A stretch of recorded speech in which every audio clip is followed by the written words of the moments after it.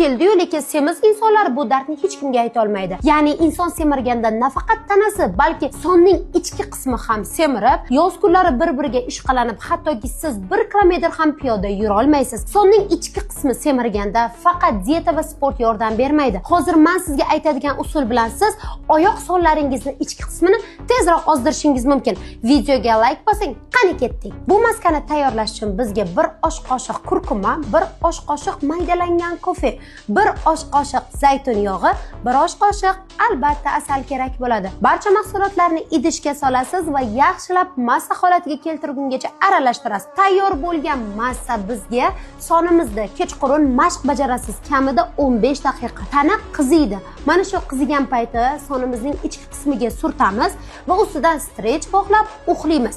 Ertalab uyg'onib, iliq suvda yuvib tashlaymiz. Mana shu maskani siz har kuni takrorlashingiz mumkin.